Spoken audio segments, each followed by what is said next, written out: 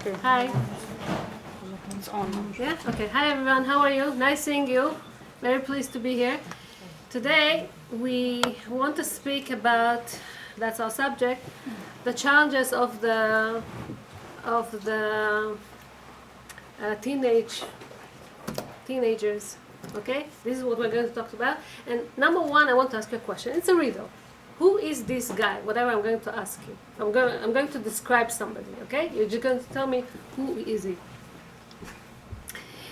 Few years after I was born, it says, okay, my father met a stranger.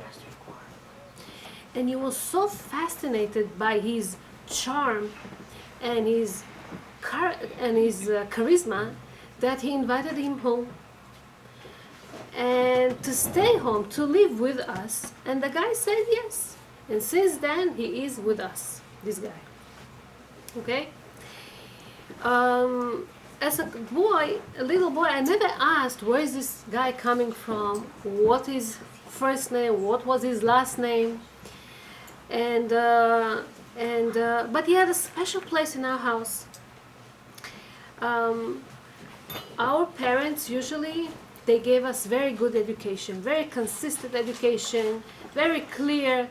You know, my mother taught me to distinguish between good and bad. My father taught me what he allows, what he's not allowing at home. Okay, so we got a very clear education.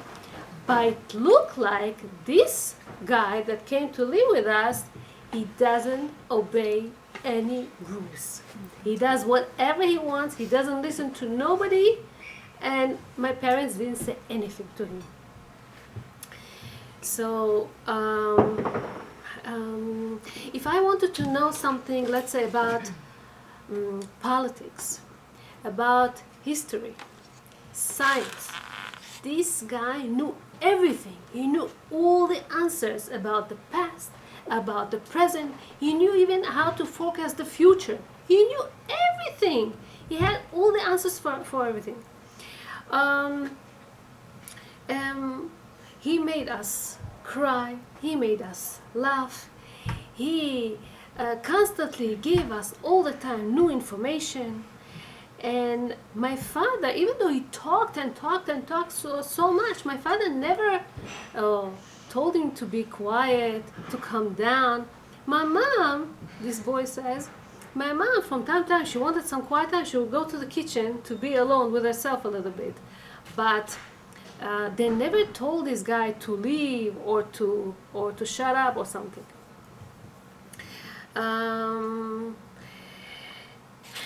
Whenever we used to bring people over, friends and stuff, we were not allowed to speak bad language.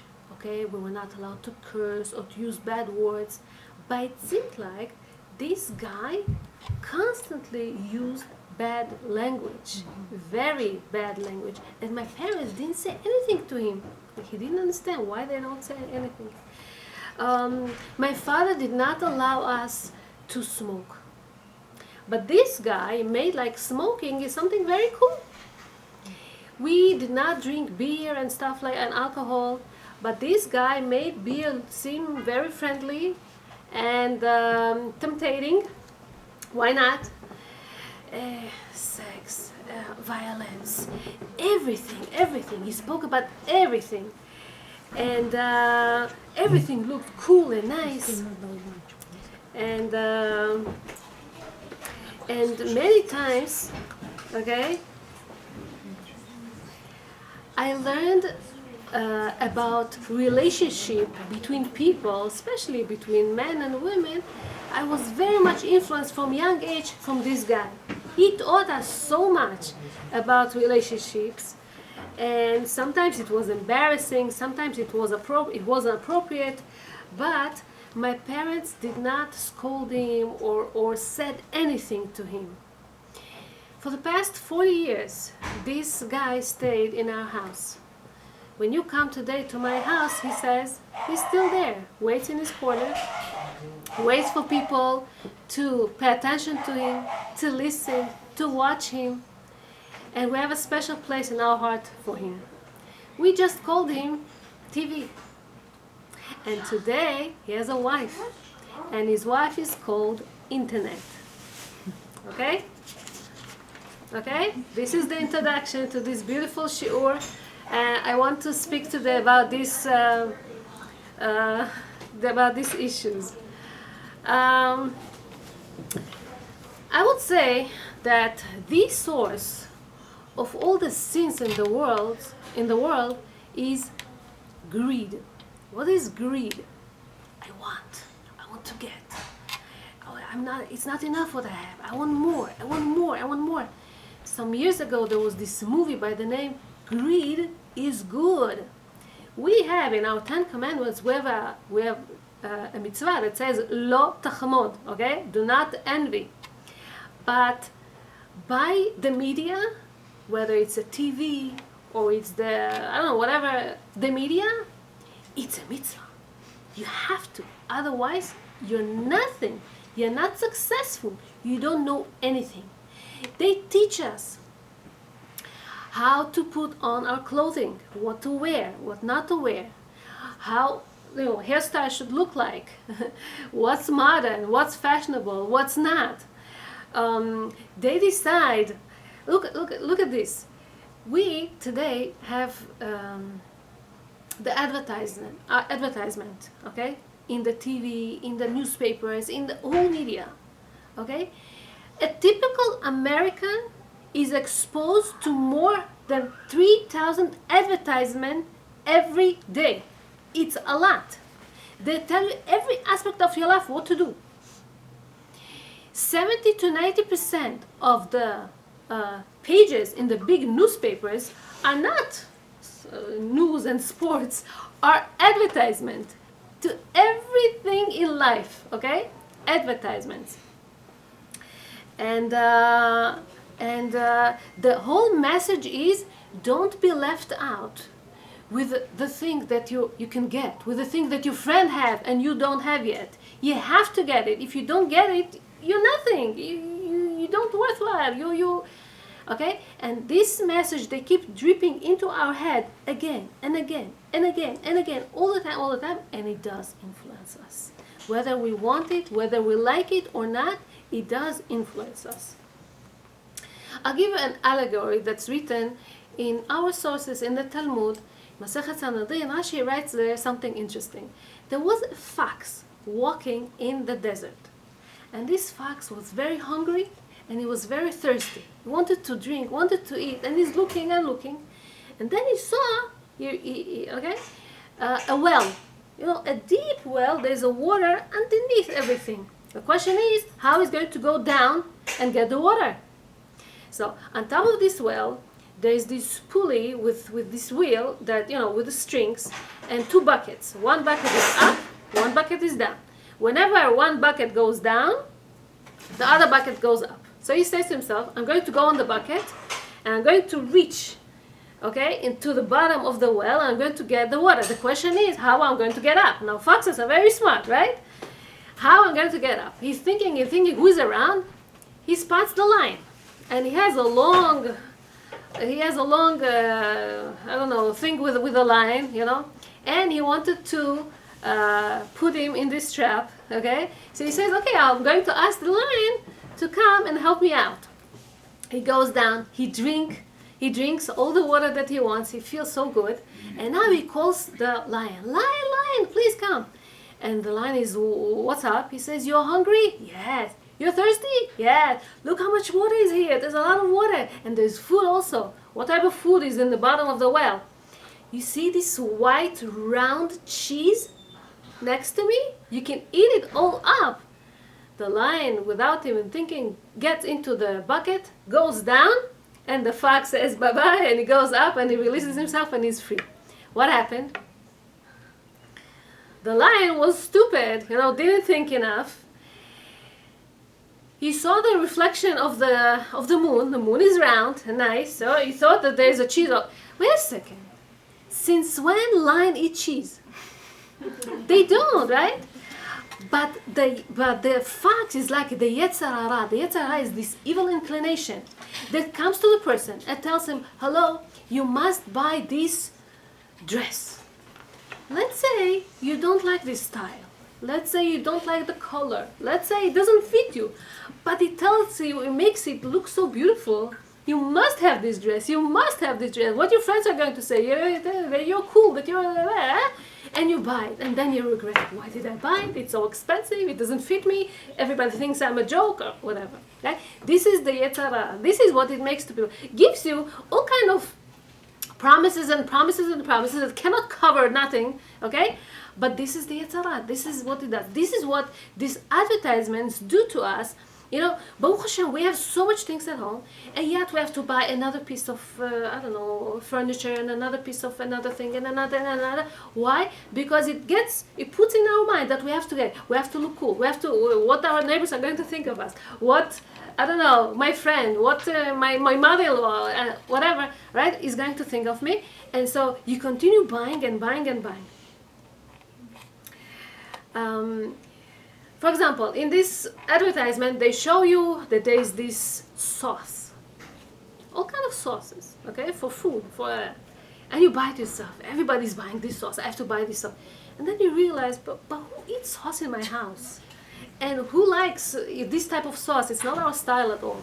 And it's so not healthy. It has so much, salts inside and all kind of chemicals and all kind of stuff that you don't really like. And it's so fatty because it has so much oils and everything. You do it yourself, it's so much better, right? But, it was on sale in the store, and there was such a nice advertisement, and they said it on the TV, and they showed it in the newspaper. You bought. They tell you you have to buy an iPhone. You have to be cool. You have to be advanced. You have to be modern. You have to be fashionable. If not, you're going to be stupid. Your friends are not going to look at you. You're going to be left behind. They put it in your mind and put it in your mind and especially young generation, when they're very innocent and they do want to look cool. They do want to build their self-esteem. They do want to look presentable and nice and modern and much more advanced than their parents, and so make all kind of decisions that they regret afterwards. It doesn't make you happy. Sometimes you buy something and it makes you happy for that moment, but then after a while this feeling kind of fades away, and instead you're thinking, I have to buy now something better than that.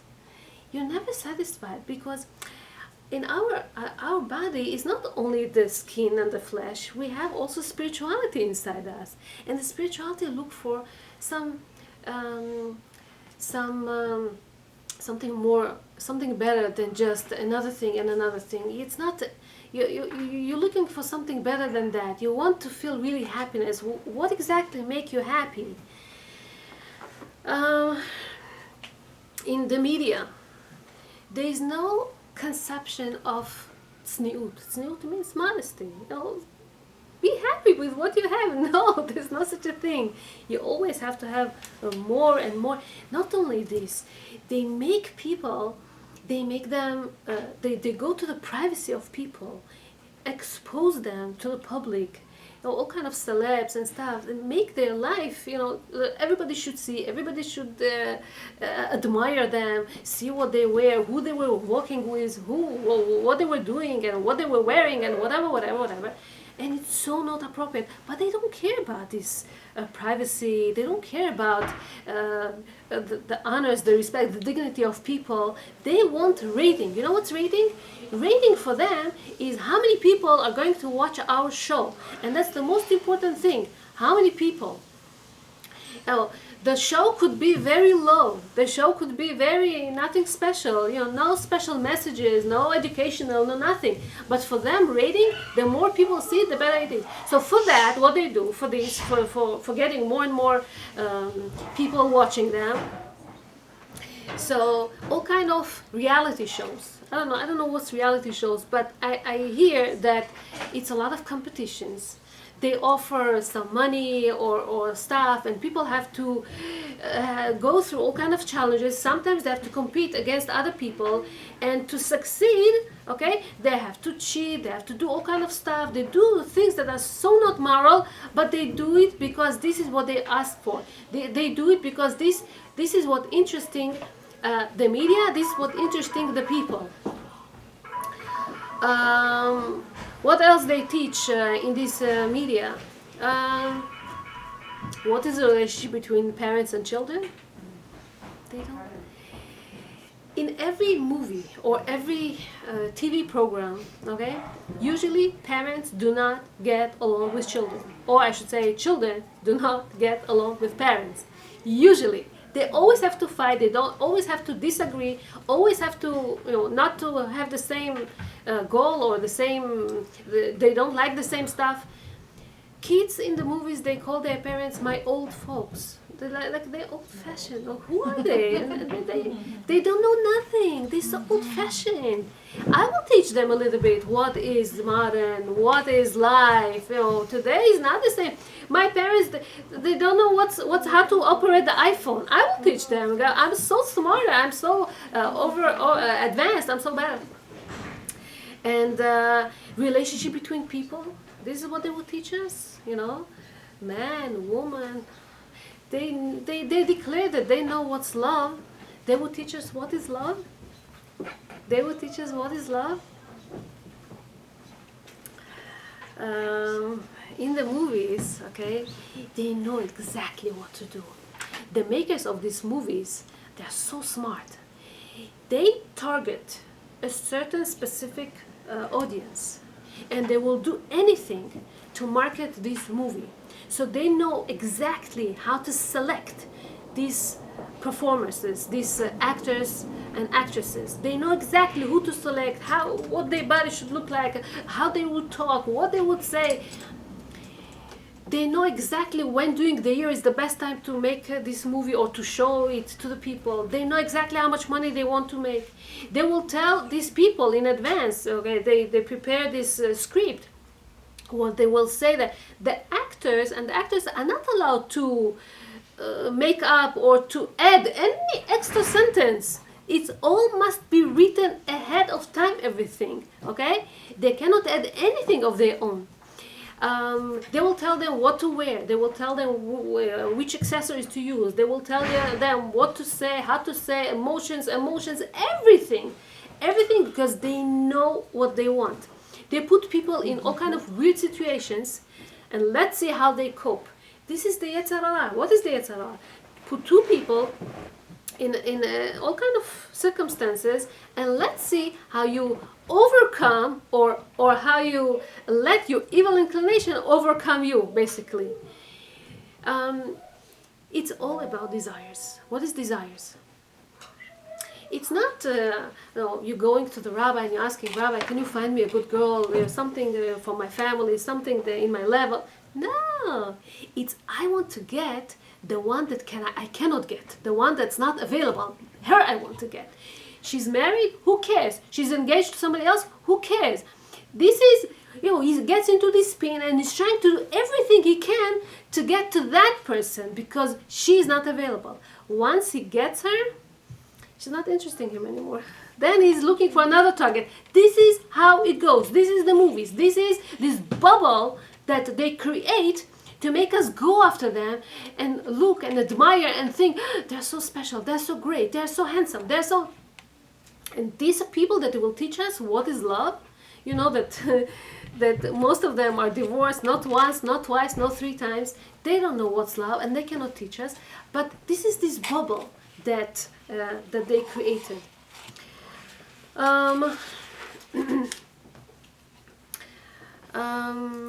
Okay, so to look this beautiful on the screens, you have to work very hard. And they work, I don't know how many months after month they work. First they spend so much hours in the gym to look skinny, to lose all this weight, because you have to look nice. And then if you have a little bit wrinkles here and there, you have to add some makeup. You have to inject Botox and all kind of stuff to make it you have to fix your nose, you have to fix your breast, you have to fix your you have to fix your tone skin, you have to Plastic surgery. all kind of stuff, plastic surgery, all kind of stuff that will make you presentable, that will make it But the question is, will this make you happy? No. Hmm? I told you, the human being, we have a neshama inside us. We have a soul. And the soul is looking for qualities, looking for values. Not only for these empty things that you got it one day and then you left empty. You're looking for something better than that.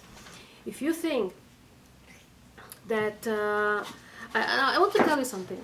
Years ago, when every morning we say all kind of blessings. Okay, we say brachot. One of the brachot that we say is Baruch Ata Hashem Elokeinu Melech Haolam Shelo Asani Goy. We bless Hashem that He didn't make us Gentile. Years ago, this blessing had a lot of meaning.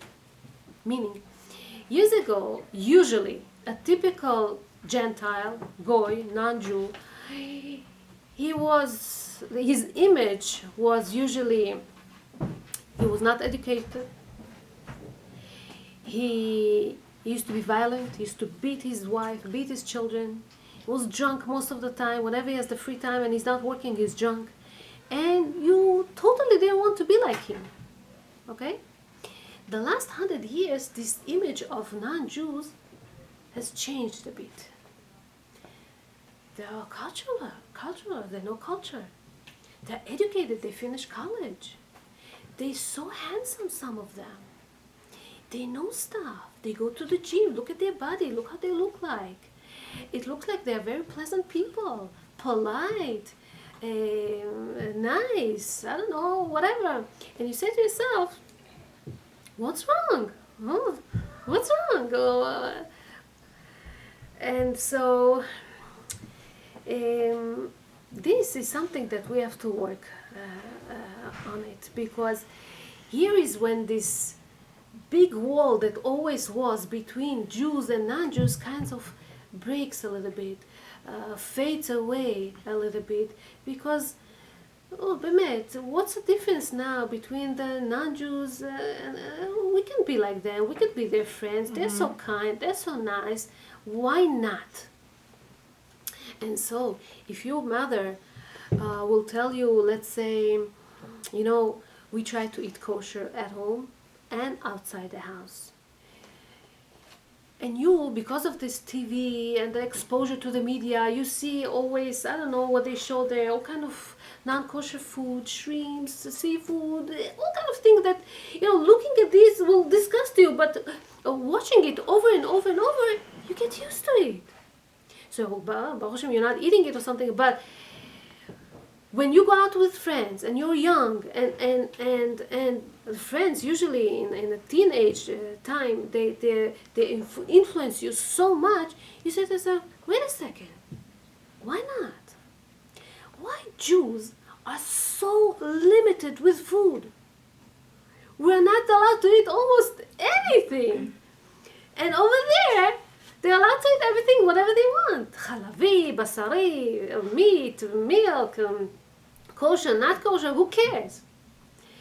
Your mother tells you, Shabbat, Friday night, you have to stay home, not to go out with friends. Or Shabbat day.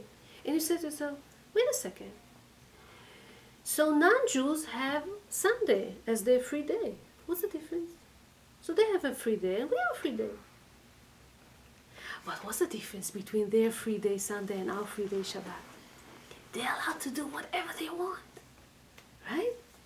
They watch TV. They go and play, bowling. They go shopping. Or they do some laundry. They do some other things that they didn't have to do during the week. What do we do on Shabbat? We're not allowed to do anything. We're just eating and going to shul and coming back. In a way, limited. Another thing. So your mother tells you that you have to go out only with Jews, not non-Jews. And you think to yourself, wait a second, why not? He's nice, he's handsome, he has money. He can provide. Why not? So, previous generations, we overcome Christianity. We overcome the Crusades. They came, they wanted to free the Holy Land. We overcome the Inquisition in Spain. We overcome, I don't know, all kind of pogroms and problems and the Holocaust, and even you came from Russia, the communism. Okay? And so whoever was all this time connected to a rabbi, belonging to a community, okay, learning Torah, perform some basic Jewish law, he was saved usually. People that were afraid and went with the herd, these people were lost in the history. Today's situation is different. If before the nations, they fought against Israel, the nation as a whole, now the fight is against individuals. A person sits in his own house, in her own bedroom, and she has a little iPhone. And this little iPhone has internet. With a press of a button, she can get into any, site that you want. And you can get dirty, and you can get contaminated if you watch anything that you want. It's not a war, like it was before. If you're not going to stay Jew, we're going to kill you. It's different today. How are you going to keep, if you have your Jewish pride, you can hold against this, even though it's very hard with internet and everything.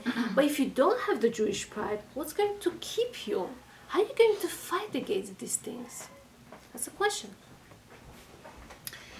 I want to tell you another thing. Do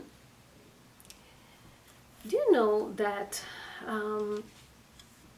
about 100 years ago, in England was a very, very modern country. Today is a very modern country, right? Mm-hmm. England was ruling a lot of places in the world about 100 years ago. Okay? It was like the America of today. So in England, the man was allowed to hang a whip on top of his bed, and he could whip his wife whenever she disobeyed him. She didn't listen. She was bad today. He was allowed to whip her, to hit her. You know that? In England, we're not talking about Saudi Arabia. We're not talking about Uzbekistan. We're talking about England. And a woman, till 1939, didn't have any rights. Nothing. Any rights on the children even. Children, her own kids. She couldn't. If she tells them something, they're not obeying. They don't have to, because legally they don't have to listen. If she writes a will, they're not supposed to listen to her. This is what was the situation of women about 100 years ago and less in Europe, in England. Okay? Our Torah always respected women. There's no such a thing that man humiliates his wife or hits her, God forbid. It's not allowed. The fact that maybe some people that there's some kind of violence or something, is because these families, they live many, many years in Uzbekistan. And Uzbekistan is Muslim. And they learned a lot of ways of life from the Muslims over there. But the Torah does not allow the man to disrespect his wife, to make her work very hard, to make her his slave. The woman, only in Judaism you see that the man, as he marries a wife, he gives her a ketubah. And he promises her, to take care of her food and money and whatever he needs to give her, and even her sexual life, it says. So, you see, as opposed to all the other nations, even very, very modern nations, Judaism, they always cared about women. I want to tell you another thing. When Moshe Rabbeinu wants to give the Torah to the Jewish nation, Hashem tells him, first, talk to the ladies. Then talk to the men. Right? Why? Because the women, they are the one that takes care of the little kids when they're babies. They have special attitude. They know how to get to the babies. They know how to get into them. They have so much mercy and everything. Then later on, the men will also educate their children. But the first, with the nursing comes the mother's love to Torah and to Judaism and everything. So the Torah gives the respect to the women. You don't see it in other places. Okay, so Judaism is a bit different than other religions in the fact that we have mitzvot to do. Other religions don't have mitzvot. Christianity, what do you have to do in Christianity? Nothing. Nothing. You're not obligated to do anything. In Judaism, you have so much mitzvot. 613 laws. And you say, why so much? Why so much laws? Because Hashem doesn't want us to be slave to our desires. Hold yourself.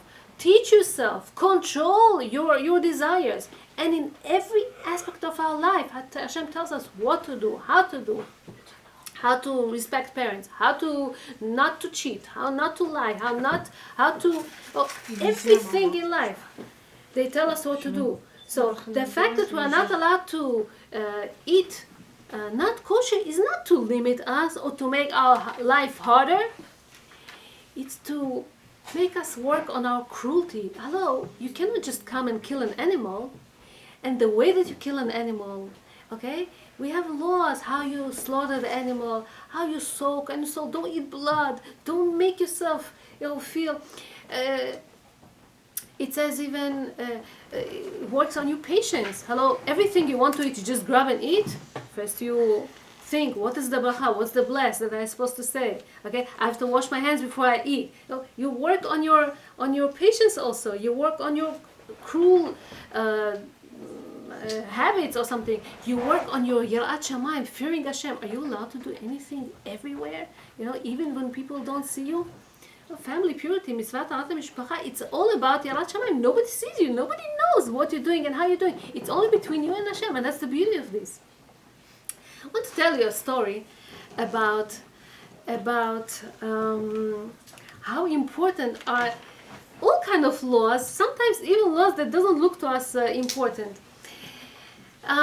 So there was this man that became Chozer B'tshuva, and he wanted his sister also to realize the beauty of the Torah and to keep some mitzvot, but he didn't know how to get to her.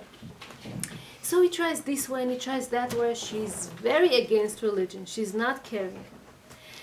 One day he helped her in, something that she needed, and she tells him, you know something, I owe you. Now you can bring me, if you want, any lecturer, any rabbi, whatever you want. I'll sit for 1 hour, I'll listen just for respect to you because I really owe you. But, what happens. He says, fine. He goes, he makes the arrangement to find this best rabbi from Arachim, from Hidabrut, all kind of organizations that will come and talk to her and make her realize and understand that, she has to keep Shabbat, that she has to be more Jewish and whatever. And so they arrange for a certain day, and as this day comes, afternoon, this rabbi calls him and tells him, listen, I'm sorry, I'm stuck in the traffic somewhere, there's a huge accident here, I won't be able to get out of here. I'm a witness to this accident. The police won't release me. I cannot come to your sister's house at 7 o'clock. I won't be able to be there even at 11. He's like, well, what should I do? I made an arrangement. She won't give me another chance. Hashem, why do you do this to me? I just want her to be closer to you. Why do you put me in this kind of a test? What should I do? The rabbi said, I'm sorry, I can't. And he hung up the phone. And he's thinking to himself, where should I turn to? He calls his rabbi and he's asking his rabbi a question. He says, I have friends and they know all kind of laws and Torah, but they're not really professionals like this rabbi. He knows how to get with. But I have one friend that I asked him, he says he knows a specific law because this is what he learned the past 2 months. Is it okay that he'll talk to her something that he knows, but he knows it perfect? Or I should call somebody that knows generally the laws. He says it's better that you're going to call to this somebody that knows a certain law perfectly. That's better.